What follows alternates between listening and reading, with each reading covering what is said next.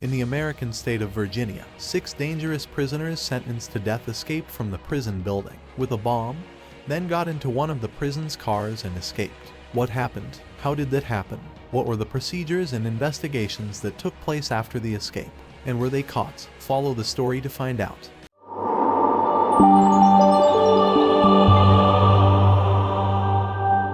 Welcome everybody to our channel. Building 1 of Mecklenburg Prison was divided into 3 sections, A, B, and C, the latter being reserved for death row inmates. The prisoners in Section C had been planning their escape for some time, and on May 31, 1984, they decided to put their plan into action.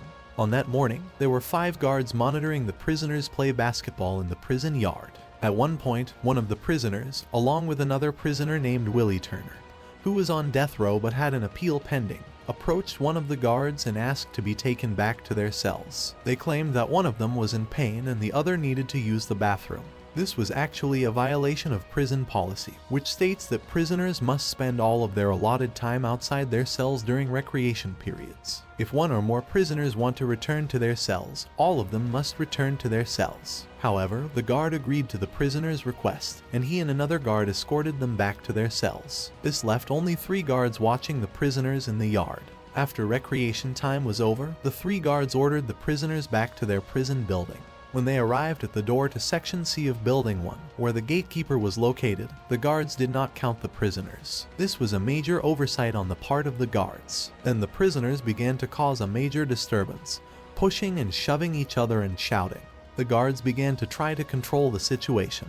In the midst of the chaos, one of the prisoners, Earl Clanton, entered the bathroom behind the door, which was reserved for guards. The guards did not notice him, and he remained there holding onto the doorknob so that no one could enter. In this case, if someone tried to enter, they would think that someone was in the bathroom or that the door was malfunctioning.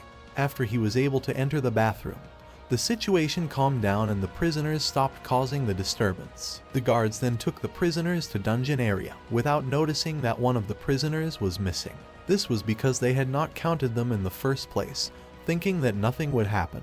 They did not know that a disaster was about to occur. After that, one of the guards tried to enter the bathroom but could not open the door. He told the gatekeeper about it, but the door guard told him not to worry about it. This was despite the fact that prison policy states if any door is not opening or is malfunctioning, maintenance workers must be called immediately to fix it. However, the guards ignored the matter. The section was divided into 2 areas, separated by a control room where the gatekeeper for the section was located.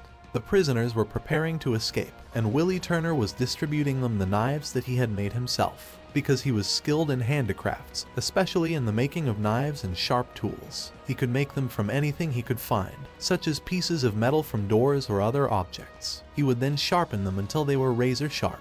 He was also very good at hiding them, often in unexpected places, such as books, toilets, and other places where they would not be found. In the meantime, one of the prisoners from one of the 2 sections of Section C went with a book to the guard, then gave him the book and asked him to deliver it to one of the prisoners in the other section, named James Briley, who is a very dangerous criminal who committed many murders. Among these crimes are that he assaulted a woman in front of her husband and her 5-year-old child, then killed the entire family, including the 5-year-old child. The guard agreed and took the book, then went out of the control room and left the door open and went to deliver the book. When he gave the book to James Briley, James shouted loudly, "Thank you for the book." At this moment, Earl Clanton came out of the bathroom where he was hiding and quickly went to the control room, which was open, entered it and pressed the button to open the cell doors. So all the doors opened. This phrase, "Thank you for the book," was the signal they had agreed on before. The important thing is that after that, the prison turned upside down and the prisoners pulled out their knives and attacked the guards, then tied them up and put them in the cells, then stripped all the guards of their clothes and left them in their underwear, in addition to stealing their wallets and the money they had.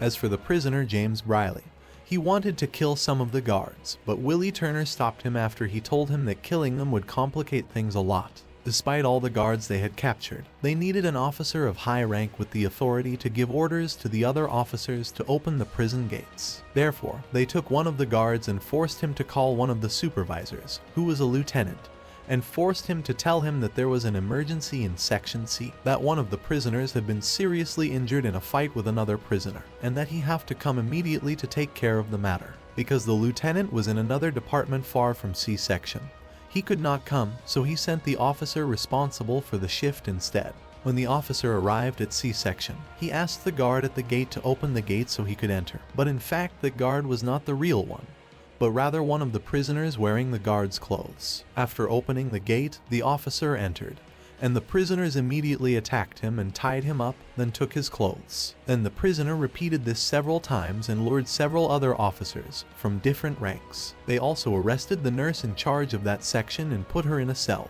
Then, the prisoners, Arl Clanton and another named Linwood Briley, who is the brother of James Briley, who is also a dangerous criminal and a killer like his brother, tried to assault her. The nurse started screaming, and the detained guards heard her and became very angry. However, one of the prisoners, Willie Turner, entered that cell and stopped them, and then they left her alone.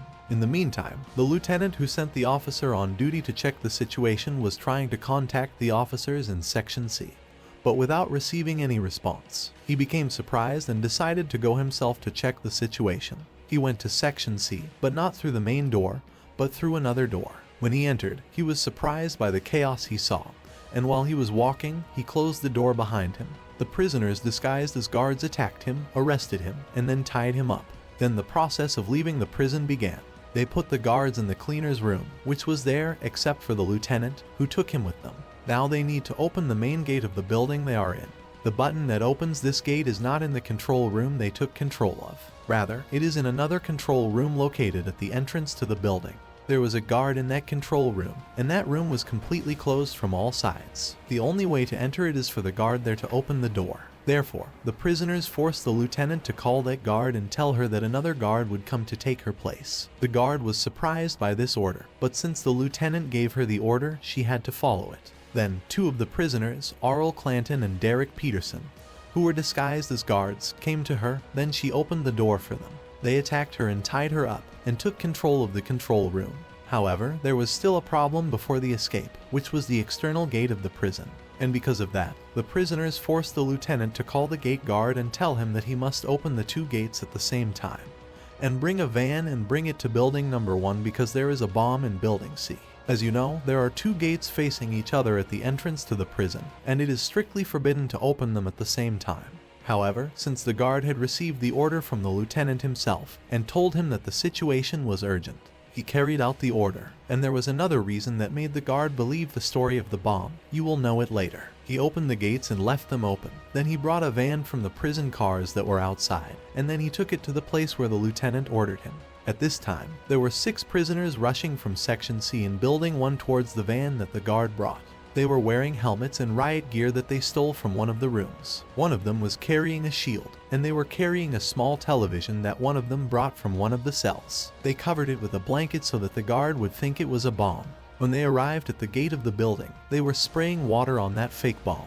When the guard saw them, he thought they were the bomb squad and ordered them to leave quickly because the situation was very dangerous. The guard was scared and backed away. Then, the 6 prisoners got into the van truck and left the prison gate and escaped. After the escape was discovered, a large search operation was launched, involving cars, helicopters, and dogs. Checkpoints were also set up on the roads. This is because the prisoners who escaped are very dangerous criminals sentenced to death. They are Lynn Tagel, a criminal who assaulted 2 elderly women and then killed them; Derek Peterson, who robbed $6,000 from a supermarket and then killed the supermarket manager; Willie Jones, who broke into the home of an elderly couple, killed the husband, asked the wife to pray for him, then killed her too and burned down the house. Arl Clanton, who killed an elderly woman, was arrested and then was granted parole pending trial. During his parole, he killed a woman who worked as a librarian in an elementary school, stabbing her 8 times and then strangling her with her belt. The Briley brothers, who were the leaders of a gang and committed many horrific and brutal crimes. The number of their victims ranges from 13 to 20. All of this means that these escapees are very dangerous and may harm the citizens. The best investigators in the state of Virginia were sent to start the investigation.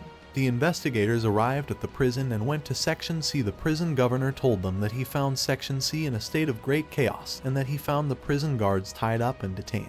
The investigators asked for the identities of the escaped prisoners. They then began to search Section C. They found knives and tools hidden in strange places, including a knife hidden in a table leg. The investigators continued their search for evidence, but they did not find anything.